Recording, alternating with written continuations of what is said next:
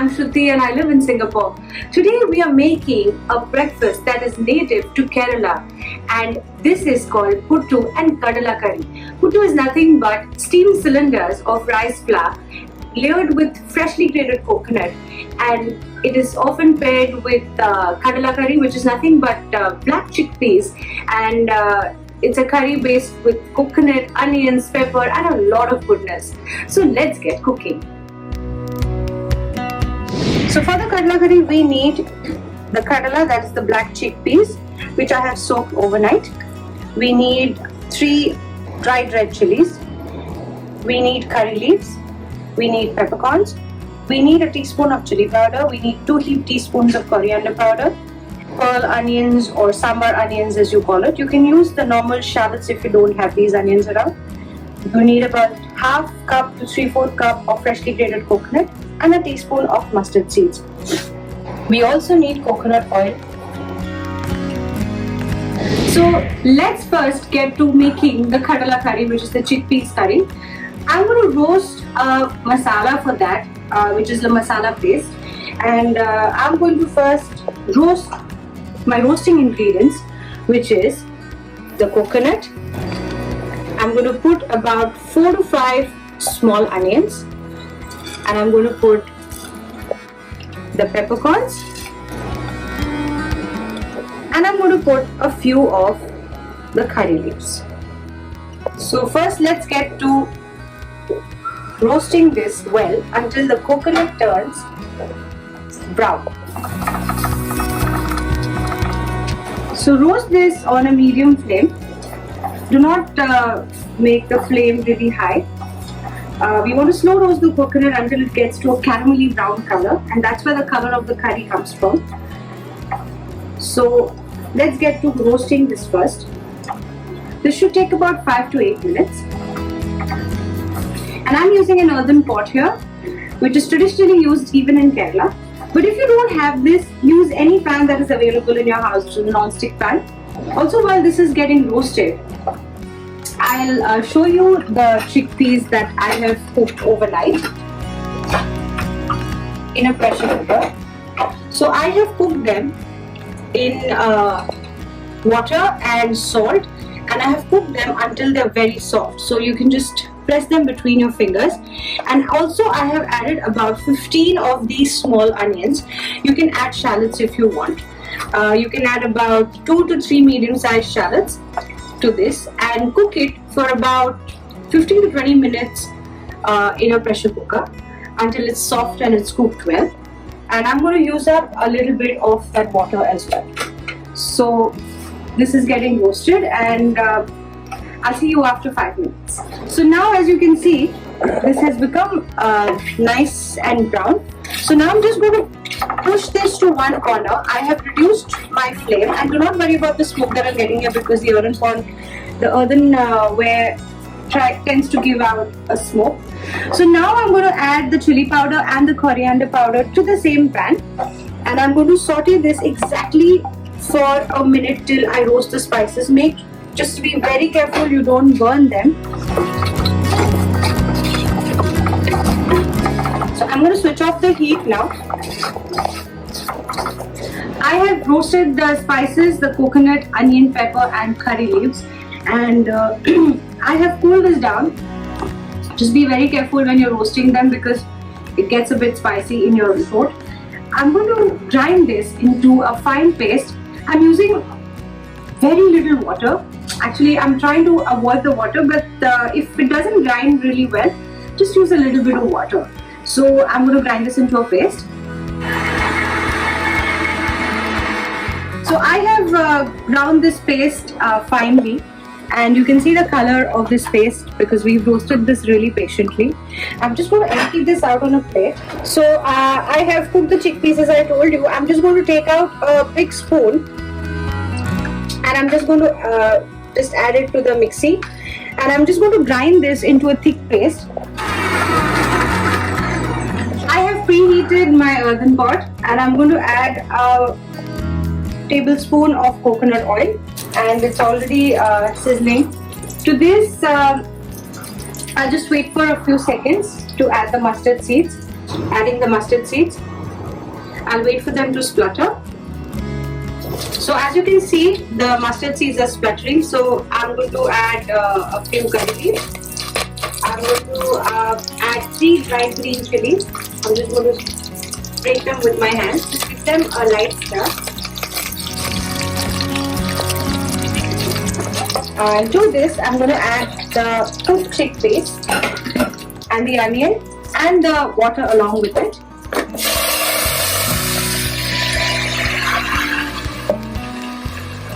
Give this a good stir. You can add water a little later if you want it to be more runny. To this, I'm going to add the ground masala that we have prepared, the coconut and the spices. I'm just going to give it a good stir.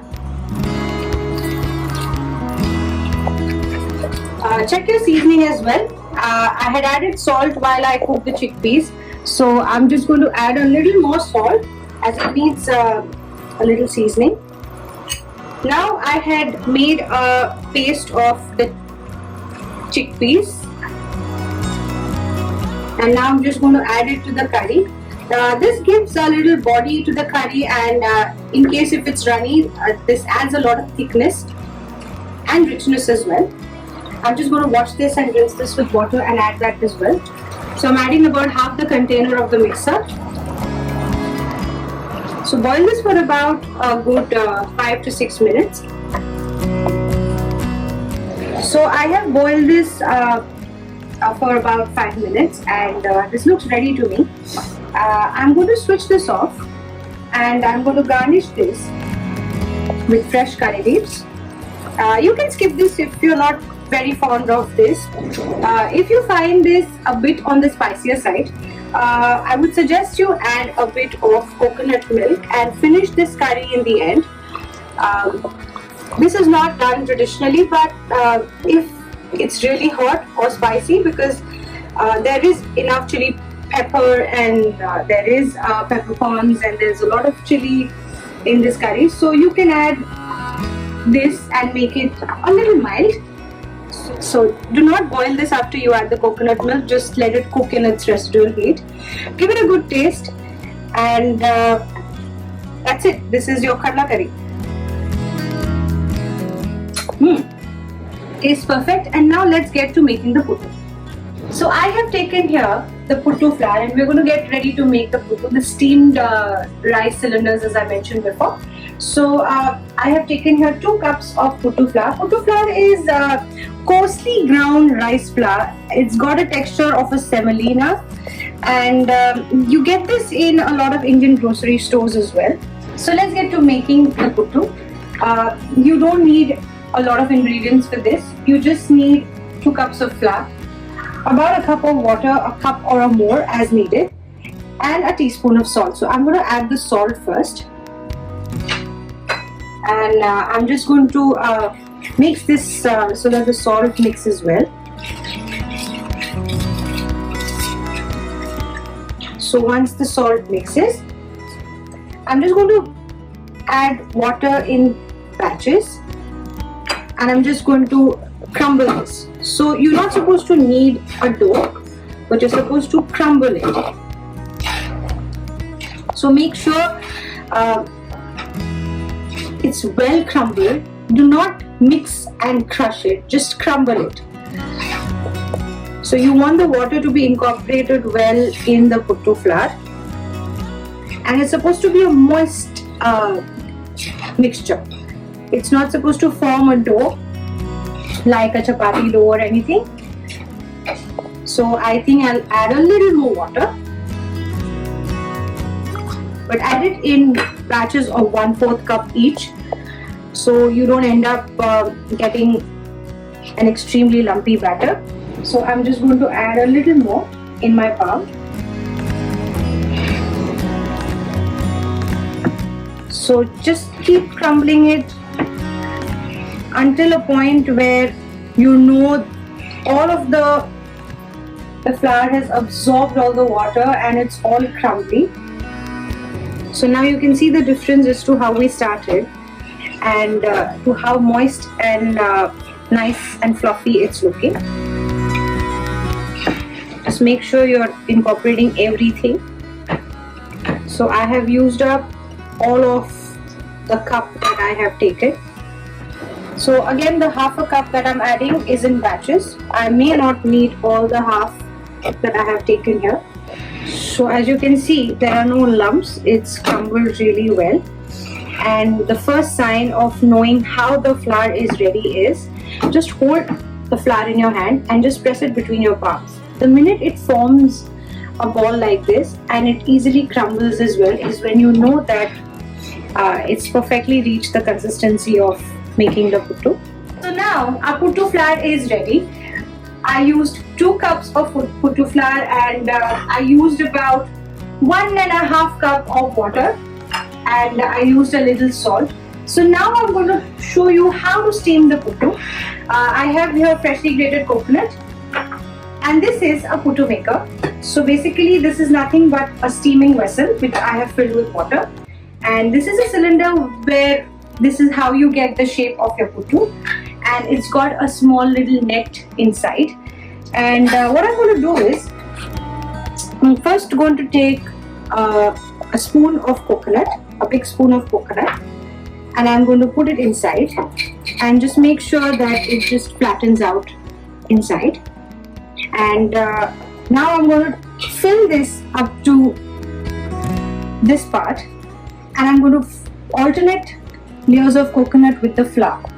So now I'm just going to put 1, 2 and 3, and I'm just going to shake this so that it holds and it flattens out inside.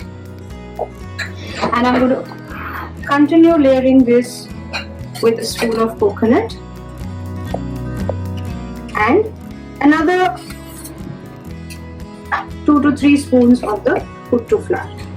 And make sure you don't press it down. It has to be very light and fluffy. And maybe another spoon. And I'm just going to end it with a layer of coconut. And that's how you close this.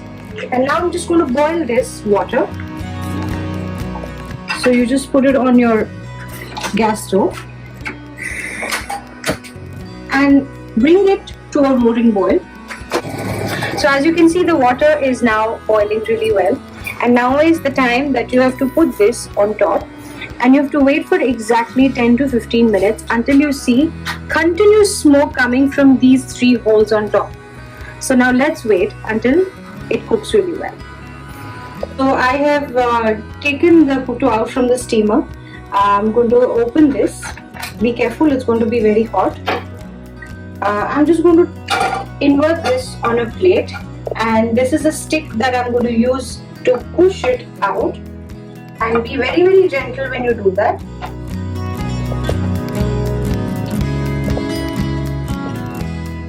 So you can see the layers of coconut and the rice, and as you can see, just carefully remove this, and you can see the fluffy and the soft puttu. So now I'm going to plate this and see you on the other side. And our Puttu Kadala Curry is finally ready to eat. I want to show you how amazing the puttu is looking. It's steamed and it's hot and it's steaming and it's soft. So you have to do nothing but just put a little bit of curry on this and enjoy this. It's so soft, fluffy. The Kadala Curry is perfectly spicy. Make this, enjoy this. Let me know if you like it.